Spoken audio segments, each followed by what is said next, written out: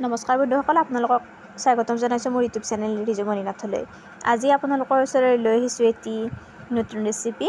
আজি আপোনালোকক বনাই দেখুৱাম চিকেনখিনি কেনেদৰে বনাইছোঁ গোটেইখিনি আৰম্ভণিৰ পৰা শেষলৈকে দেখুৱাই দিছোঁ। গতিকে ভিডিঅ'টো স্কিপ নকৰাকৈ আৰম্ভণিৰ পৰা শেষলৈকে চাই থাকিব।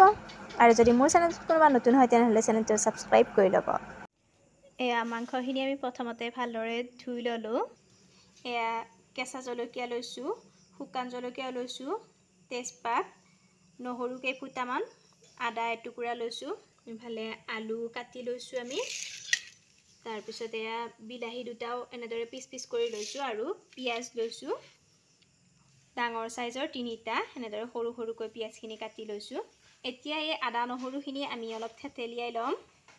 ইফালে আমি এখন কেৰাহী গৰম হ'ব দিছোঁ। কেৰাহীখন আমাৰ গৰম হৈ গৈছে। এতিয়া ইয়াতে দি দিছোঁ আমি সৰিয়হৰ তেল। তেল বহুত বেছিও দিয়া নাই। এয়া চাওকচোন, তেলখিনি এতিয়া ভালদৰে গৰম হ'ব দিম। তেলখিনি আমাৰ গৰম হৈ গৈছে। আমি কিন্তু গেছৰ ফ্লেমটো বহুত বেছি কৰি ৰখা নাই, মিডিয়াম কৰি ৰাখিছোঁ। এতিয়া ইয়াতে আমি দি দিম তেজপাত কেইটা আৰু শুকান জলকীয়া কেইটা। অৱশ্যে শুকান জলকীয়া কেইটা অকণমান আমি ফটাই দিছোঁ, নহ'লে আকৌ এইখিনি চিটিকি পৰিব, সেয়েহে অকণমান ফটাই ফটাই দি দিছোঁ। লগতে দি দিছোঁ অকণমান পাঁচফোৰণ। জলকীয়া কেইটা অকণমান ভজা যাব দিছোঁ। এয়া জলকীয়া কেইটা আমাৰ ভজা হৈ গৈছে অলপ। এবাৰ দি দিছোঁ কেঁচা জলকীয়া 4টা। তাৰপিছত দিছোঁ কাটি ৰখা পিঁয়াজখিনি।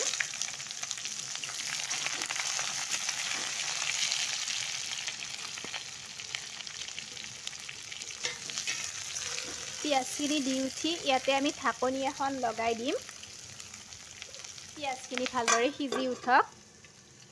বহুত বেছি টাইম নথওঁ, অকণমান টাইম থ'ম, আকৌ লাৰি দিম। 2 মিনিট থকাৰ পিছত আমি ঢাকনিখন গুচাই দিলোঁ। এতিয়া ইয়াতে অকণমান আমি নিমখ ছটিয়াই দিম।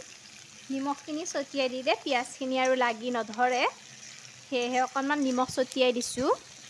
আকৌ ঢাকনিখন লগাই আমি 2-3 মিনিটমান থৈ দিম।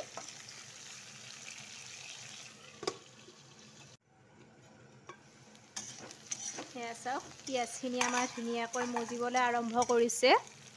এয়া এইবাৰ ইয়াতে আমি দি দিছোঁ থেতেলিয়াই ৰখা আদা নহৰুৰ পেষ্টখিনি। এইখিনি আমি কেঁচা গোন্ধটো যোৱালৈকে ভাজি থাকিম। কিন্তু গেছৰ ফ্লেমটো আমি বহুত বেছি কৰি নিদিওঁ, কাৰণ লাগি ধৰিব, সেয়েহে কমাই দি থৈ দিছোঁ। এয়া আদা নহৰুৰ কেঁচা গোন্ধটো নাইকিয়া হৈছে। এতিয়া ইয়াতে আমি দি দিছোঁ এচামুচ ধনিয়া গুড়ি, আধা চামুচ জিৰা গুড়ি, হালধিও দি দিছোঁ। লগতে দি দিছোঁ চিকেন মছলা। তাৰপিছত দিছোঁ অকণমান গৰম মছলা। এতিয়া এইখিনি আমি অলপ টাইম আকৌ ভাজি ল'ম। 1 মিনিটমান আমি ভাজি ল'লোঁ। 1 মিনিটমান ভাজি লোৱাৰ পিছত ইয়াতে আমি অকণমান পানী দি দিছোঁ। বেছি নহয়, অকণমান ছটিওৱাৰ নিচিনাকৈ দি দিছোঁ, যাতে মছলাখিনি লাগি নধৰে। তাৰপিছত আকৌ আমি ঢাকনিখন লগাই অলপ টাইমৰ কাৰণে থৈ দিম। 3 মিনিটমান আমি এনেদৰে ঢাকনি লগাই থৈ দিলোঁ। তাৰপিছত ঢাকনিখন গুচাইছোঁ। এয়া চাওক, পানীখিনি নোহোৱা হৈ গৈছে, তেল ওলাব ধৰিছে। পিঁয়াজখিনি আৰু বেছি ভাজিব নালাগে, হৈ গৈছে। এতিয়া ইয়াতে আমি কাটি ৰখা আলুখিনি দি দিছোঁ। লগতে মাংসখিনিও ইয়াতে দি দিছোঁ। আলু আৰু মাংস একেলগতে দিছোঁ, দুইখিনি সমানে সিজিব, সেয়েহে দি দিছোঁ একেলগে। এতিয়া এইখিনি ভালদৰে মিহলি কৰি দিম, যাতে গোটেইখিনি মাংসতে মছলাখিনি ভালদৰে লাগি ধৰে। এইখিনিও আমি অকণমান টাইম ঢাকনি লগাই থৈ দিম। এইবাৰ অকণমান গেছৰ ফ্লেমটো বঢ়াই দিম। আৰু ইয়াতে অকণমান নিমখ দি দিওঁ। নিমখ দিলে পানী উঠে, সেয়েহে নিমখ অলপ দি দিওঁ। নিমখ দিলে লাগি নধৰিব পানী উঠিলে। তেতিয়া নিমখ দিছিলোঁ যদিও এনেই অকণমান দিছিলোঁ, মাংসখিনিৰ জোখত দিয়া নাছিলোঁ, অকল পিঁয়াজখিনি সিজিবৰ বাবেহে নিমখ দিছিলোঁ। সেয়েহে এতিয়া নিমখখিনি দি দিলোঁ। নিমখখিনি দিয়াৰ পিছত আকৌ এবাৰ লৰাই দিছোঁ। সেইখিনি এবাৰ ভালদৰে মিহলি কৰি দিলোঁ। মিহলি কৰি দিয়াৰ পিছত এতিয়া ঢাকনিখন লগাই থৈ দিম। মাজে মাজে লৰাই থাকিম বাৰু, নহ'লে লাগি ধৰিব।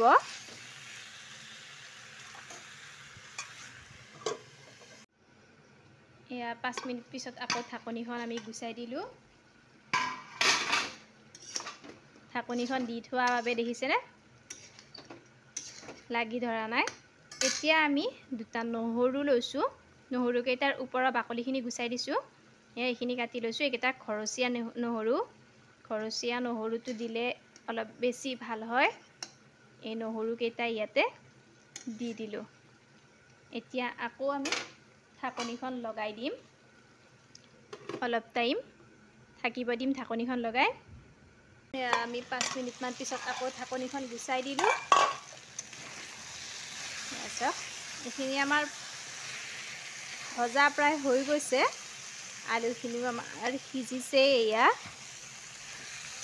এবাৰ আমি ইয়াতে দি দিম কাটি ৰখা বিলাহীখিনি।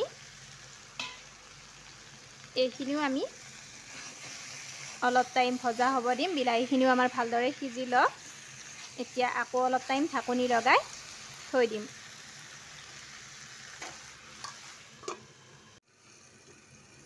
এয়া বিলাহীখিনি দিয়াৰ পিছত আমি আকৌ ঢাকনিখন গুচাই দিলোঁ। চাওকচোন বিলাহীখিনি অলপ সিজিব ধৰিছে। এতিয়া ইয়াতে অকণমান পানী ছটিয়াই দিম, বেছিকৈ নিদিওঁ। এনে অকণমান ছটিয়াই দিছোঁ যাতে লাগি নধৰে।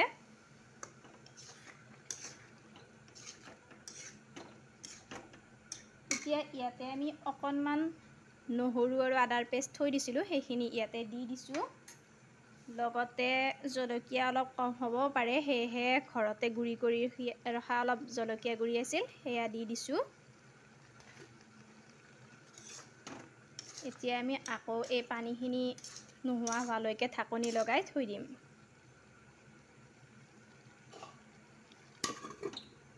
পানীখিনি দিয়াৰ পিছত আমি ঢাকনিখন গুচাই দিলোঁ। পানীখিনি আমাৰ নোহোৱা হৈ গৈছে। এনেদৰে আমি 2-3 বাৰমান পানী দি ভাজি ল'ম। এতিয়া আমি অকণমান বেছিকৈ পানী দিম, বহুত বেছি নিদিওঁ, বেছি জোল নকৰোঁ, সেয়েহে অকণমানেই পানী দিছোঁ। পানীখিনি দিয়াৰ পিছত এতিয়া গেছৰ ফ্লেমটো আমি বেছিকৈ দিম আৰু ঢাকনিখন লগাই দিম। এয়া আমাৰ আঞ্জাখিনি আগতকৈ ডাঠ হৈছে। চাওকচোন বহুত বেছি পানী নাই, এনে অলপ অলপ পানী আছে। প্ৰায় ৰেডি হৈ গৈছে এইখিনি। এতিয়া ইয়াতে অকণমান আমি গৰম মছলা ছটিয়াই দিছোঁ।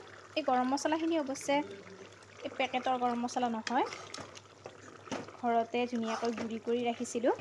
এইটোৰ আকৌ গোন্ধটোও বেছি ভাল হয়, সেয়েহে এইটোৱে ব্যৱহাৰ কৰোঁ। এতিয়া গৰম মছলাখিনি দিয়াৰ পিছত আমি 1 মিনিটমান এইখিনি উতলিব দিম। এইখিনি 1 মিনিটমান উতলিলোঁ।